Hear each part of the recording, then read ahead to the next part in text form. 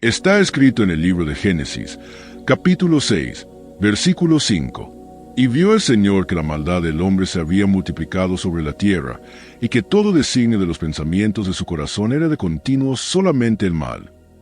El mundo, creado por Dios en perfección, se había convertido en un lugar de tinieblas espirituales. Los hombres, antes portadores de la imagen divina, ahora vivían dominados por la violencia, la inmoralidad y la corrupción del corazón. La ambición ocupó el lugar de la pureza, el poder sustituyó al amor, y el miedo comenzó a dominar las relaciones humanas. Las ciudades crecían, los pueblos se mezclaban, y con ellos venían prácticas contrarias a los principios de Dios, idolatría, rituales paganos, sacrificios humanos y la búsqueda de gloria propia. La tierra, que había sido bendecida para dar vida, ahora estaba manchada con la sangre de la injusticia. Más adelante, en el mismo capítulo, el versículo 11 declara: la tierra estaba corrompida delante de Dios y llena de violencia. Cada generación se alejaba más de la verdad, y el pecado se había convertido en la norma.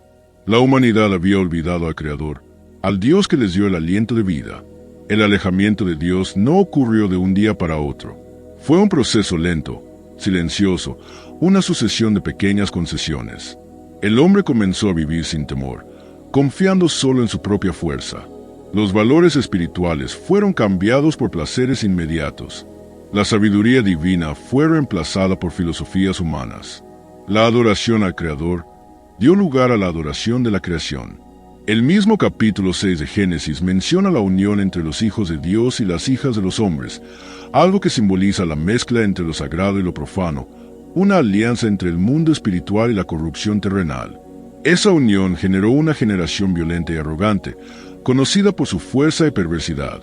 Dios observaba todo, y el texto dice: entonces se arrepintió el Señor de haber hecho al hombre sobre la tierra, y le dolió en su corazón.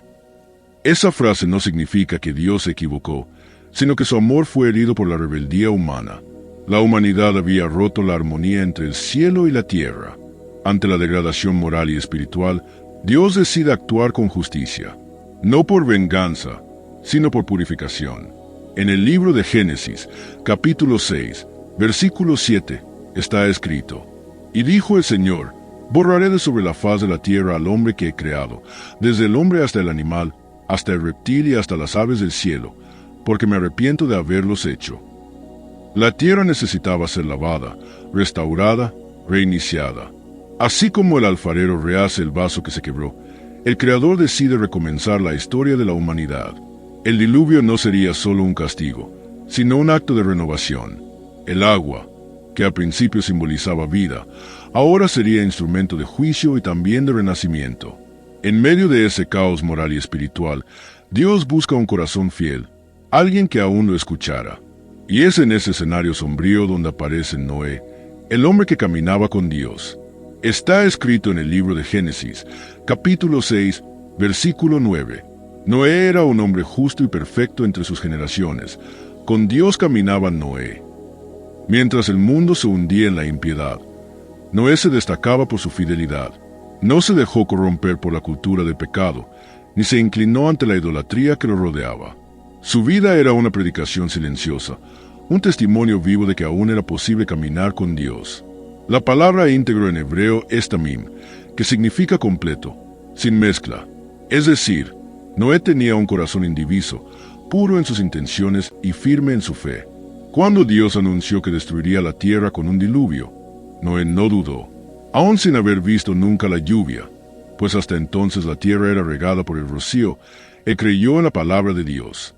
En la carta a los Hebreos, capítulo 11, versículo 7, está escrito: por la fe Noé, advertido por Dios acerca de cosas que aún no se veían, con temor preparó el arca para la salvación de su casa, y por esa fe condenó al mundo, y fue hecho heredero de la justicia que es según la fe. Su obediencia fue total. Durante décadas construyó el arca en medio de la burla y el desprecio de los hombres. Cada golpe del martillo sobre la madera era una declaración de fe. Cada tabla colocada era un acto de obediencia. Noé demostró que la verdadera fe no es solo creer, sino actuar conforme a la voluntad divina, aun cuando todo el mundo diga lo contrario. El Señor dijo a Noé: conforme a Génesis capítulo 6, versículo 14. Hazte un arca de madera de gofer. Harás compartimientos en el arca, y la calafate harás por dentro y por fuera con brea. Dios dio a Noé medidas exactas, materiales específicos e instrucciones detalladas. El arca no era solo una embarcación, era un símbolo de salvación. Mientras el mundo sería juzgado por las aguas, el arca sería el refugio de los que permanecieran fieles. La longitud era de 300 codos, lo que corresponde a aproximadamente 135 metros. El ancho era de 50 codos, unos 22 metros. La altura, 30 codos, aproximadamente 13 metros. Tenía 3 pisos, una ventana y una puerta lateral, todo bajo la dirección divina. El arca representaba a Cristo, el único camino de salvación. Así como los que estaban fuera del arca perecieron, aquel que rechaza la salvación de Dios no encuentra refugio espiritual. Antes del diluvio, el mundo había olvidado a su Creador. Pero Dios, en su misericordia, encontró en Noé una esperanza de continuidad. Y fue a través de un hombre sencillo, fiel y obediente, que la humanidad recibió una nueva oportunidad. El mismo Dios que juzgó al mundo con agua, más tarde ofrecería salvación por gracia. Y así como Noé entró en el arca, todo aquel que cree puede entrar en el refugio eterno de Dios. Dios había instruido a Noé para construir un arca, y él obedeció fielmente cada detalle que el Señor ordenó. Está escrito en el libro de Génesis, capítulo 6, versículo 14. Hazte un arca de madera de gofer. Harás compartimientos en el arca, y la calafate harás por dentro y por fuera con brea. La madera elegida era resistente y duradera. La brea serviría para sellar y proteger la embarcación de la fuerza de las aguas. El proyecto no vino de la mente humana, sino de la sabiduría divina. El arca tenía dimensiones grandiosas, diseñadas para soportar el juicio que vendría sobre la tierra. Noé trabajó con paciencia, fe y perseverancia, aun cuando el mundo se burlaba de él.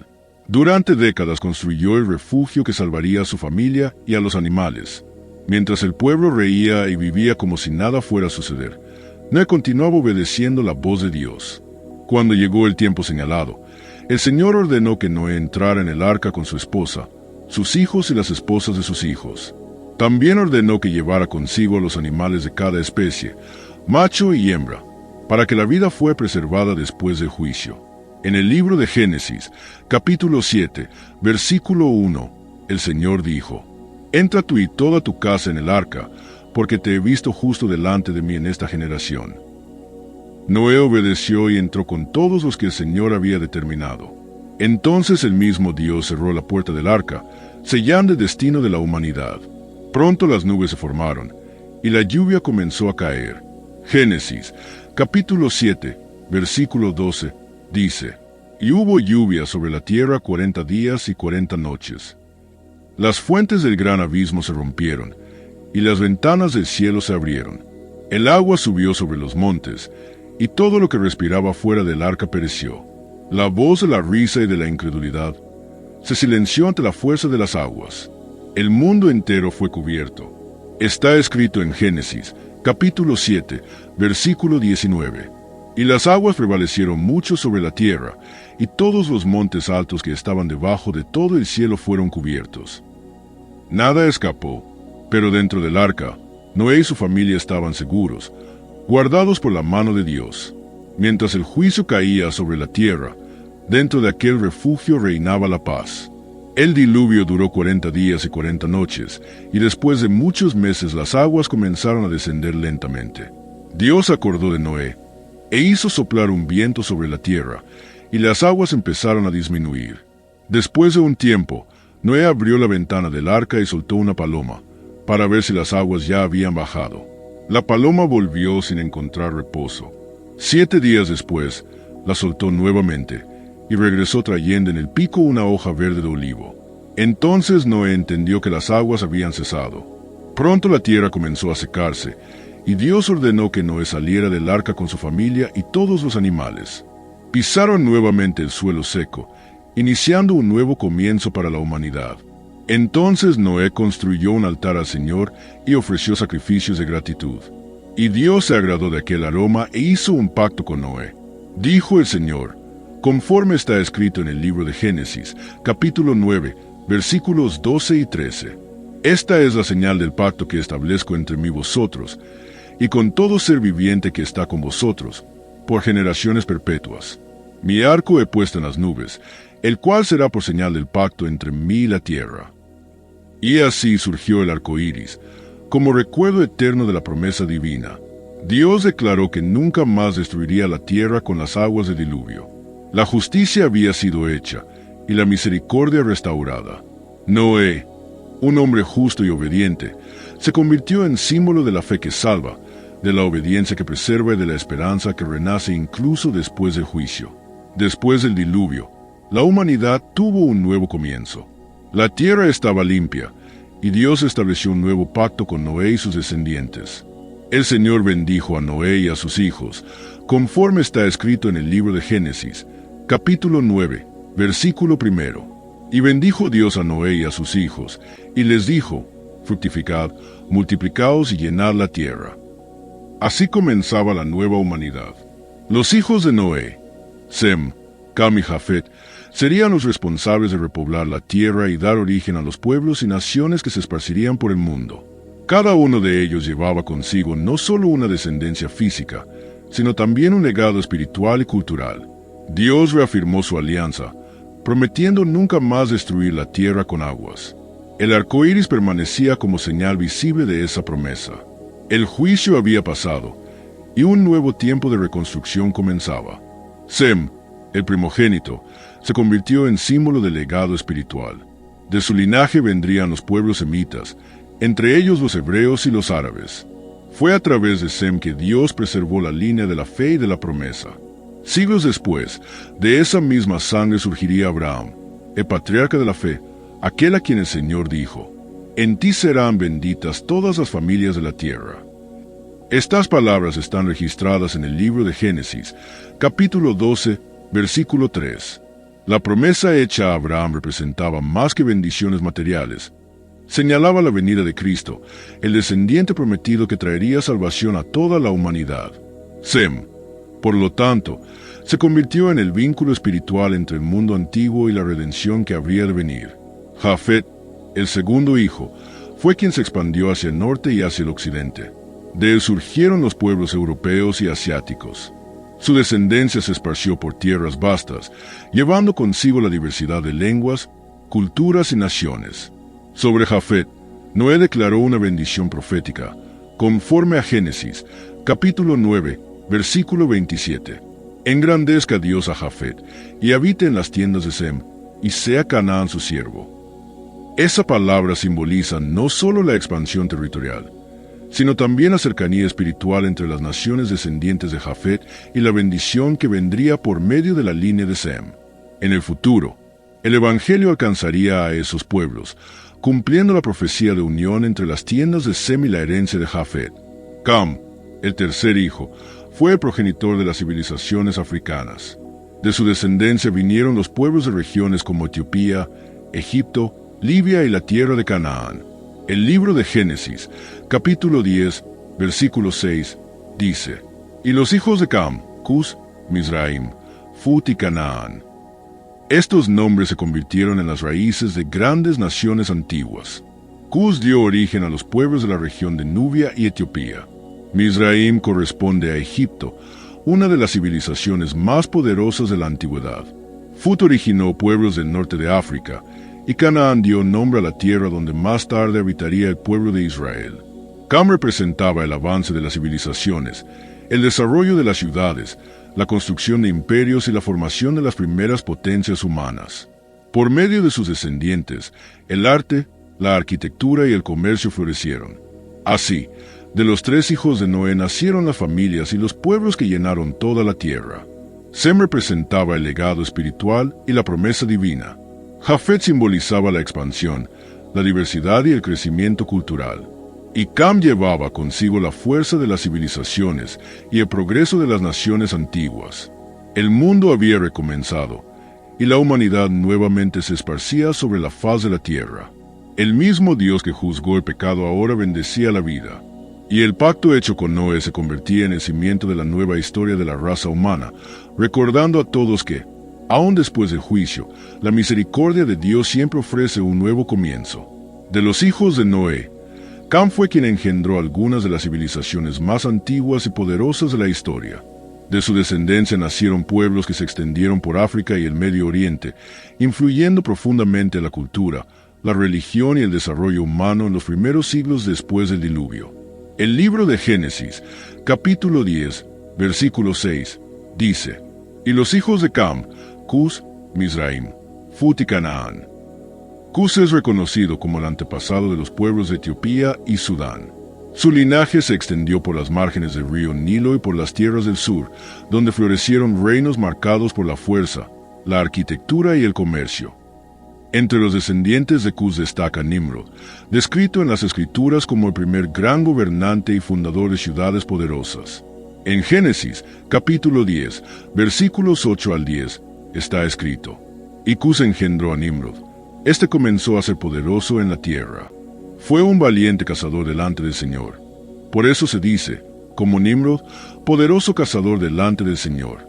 Y el principio de su reino fue Babel, Erec, Accad y Calne, en la tierra de Sinar. Nimrod se convirtió en símbolo de la fuerza y la ambición humanas. Fue el fundador de Babel, la ciudad donde los hombres intentaron exaltarse por encima de Dios. Allí decidieron construir una torre que alcanzara los cielos, no para glorificar al Creador, sino para buscar fama e independencia espiritual. El relato está en el libro de Génesis, capítulo 11, versículo 4. Y dijeron: Edifiquemos una ciudad y una torre cuya cúspide llegue al cielo, y hagámonos un nombre, para que no seamos esparcidos sobre la faz de toda la tierra. Pero Dios vio la arrogancia del corazón humano y decidió intervenir. El texto sagrado continúa en el versículo 9. Por eso se llamó su nombre Babel, porque allí confundió el Señor el lenguaje de toda la tierra, y desde allí los esparció el Señor sobre la faz de toda la tierra. La Torre de Babel se convirtió en el símbolo de la división de las lenguas y de la dispersión de los pueblos, recordándole a la humanidad que ningún poder terrenal puede igualarse a la soberanía divina. Otro descendiente de Cam fue Mizraim, identificado como el antepasado del antiguo Egipto. La palabra Mizraim es, de hecho, el nombre hebreo utilizado en las Escrituras para referirse a Egipto. Fue allí, en las fértiles orillas del río Nilo, donde surgió una de las civilizaciones más impresionantes y enigmáticas de la historia. Los egipcios desarrollaron sistemas avanzados de escritura, astronomía, ingeniería y medicina. Construyeron monumentos grandiosos, templos y pirámides que hasta hoy desafían al tiempo y a la comprensión humana. Egipto, descendiente de Mizraim, también tuvo un papel central en las narrativas bíblicas. Fue allí donde Abraham descendió en tiempos de hambre. Fue allí donde José, hijo de Jacob, se convirtió en gobernador y salvó a su familia durante la escasez. Y fue desde Egipto que Dios liberó al pueblo de Israel bajo la guía de Moisés, demostrando su poder sobre los dioses e imperios humanos.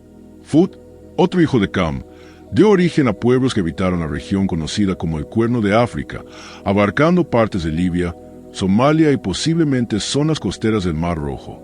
Aunque las Escrituras mencionan poco acerca de los descendientes de Fut, la evidencia histórica indica que estos pueblos desempeñaron un papel fundamental en la expansión de las culturas africanas y en las rutas comerciales que unían Oriente con el continente africano.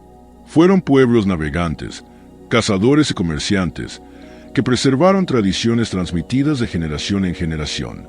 El cuarto hijo de Cam fue Canaán, quien dio nombre a la famosa tierra mencionada en las promesas de Dios. Canaán se estableció en la región que corresponde al actual territorio de Israel, Palestina, Líbano y partes de Siria. Estas tierras fértiles se convirtieron en el hogar de diversas tribus cananeas, entre ellas los heveos, jebuseos, amorreos y eteos. Estos pueblos desarrollaron ciudades fortificadas y una cultura rica, aunque marcada por prácticas paganas e idolatría. Siglos después, el Señor prometió esa misma tierra a los descendientes de Abraham, convirtiéndola en la tierra prometida. Bajo el liderazgo de Josué, los israelitas conquistaron Canaán conforme a la orden divina, estableciendo allí la base de la nación de Israel. El libro de Josué narra cómo Dios entregó aquellas ciudades en sus manos, cumpliendo una promesa hecha generaciones antes.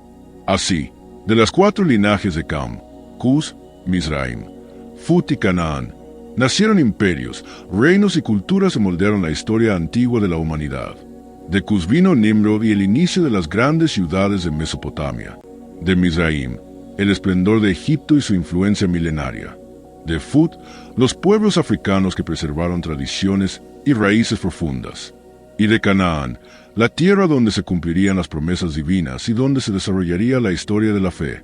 Estas civilizaciones, aunque diferentes en poder y cultura, testifican un mismo principio: el propósito de Dios al dispersar, multiplicar y formar los pueblos de la tierra.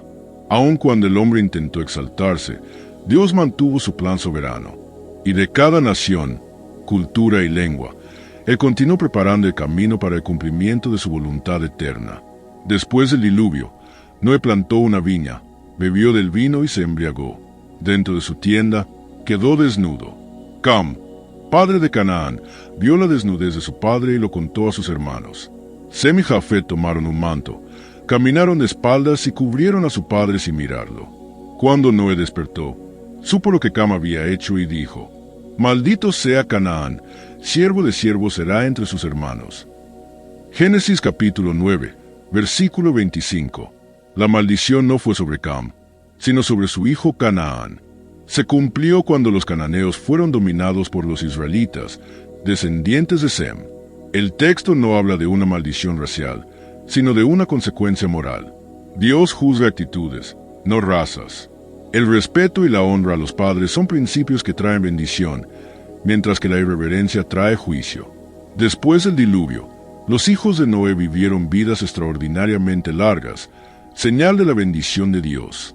Esa longevidad les permitió participar en el repoblamiento de la tierra, supervisar el crecimiento de las familias y presenciar el surgimiento de nuevas civilizaciones esparcidas por los continentes.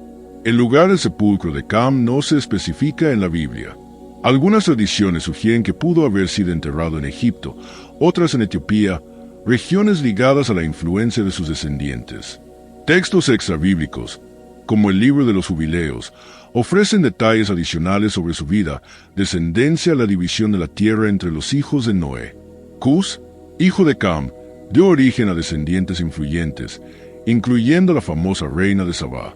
Ella viajó a Jerusalén para conocer al rey Salomón, llevando valiosos regalos como oro, especias y piedras preciosas. Impresionada por la sabiduría de Salomón y la organización de su reino, reconoció la grandeza del pueblo de Israel. Reyes capítulo 10. Los descendientes de Noé influyeron en diversas culturas antiguas. Sus historias y tradiciones moldearon las mitologías egipcia, etíope, cananea y de otras regiones. La fe, la sabiduría y las prácticas de estos pueblos ayudaron a construir civilizaciones y legados culturales que perduran hasta hoy. Después del diluvio, Dios restauró el propósito divino para la humanidad. Noé y sus hijos se convirtieron en la base de una nueva generación, cada uno con una misión específica de repoblar la tierra y establecer culturas distintas. La fidelidad de Noé aseguró el cumplimiento de las promesas de Dios y la preservación de la vida. El arco iris permanece como un signo eterno de la misericordia de Dios, recordando que Él actúa con justicia y amor. Comprender la Biblia correctamente es esencial para evitar distorsiones históricas o teológicas. El mensaje es claro: Dios es justo, actúa con propósito en todas las generaciones y recompensa la obediencia y la fe. Reflexiona sobre las enseñanzas del diluvio, la misión de los hijos de Noé y la sabiduría divina. Valora el respeto, la fidelidad y la justicia en tu propia vida, siguiendo el ejemplo que la historia bíblica nos presenta. Si te gustó este video y deseas conocer más historias bíblicas detalladas, no olvides suscribirte al canal, activar la campanita y dejar tu like. Comparte también este video para que más personas puedan aprender e inspirarse con estas historias de fe y obediencia a Dios.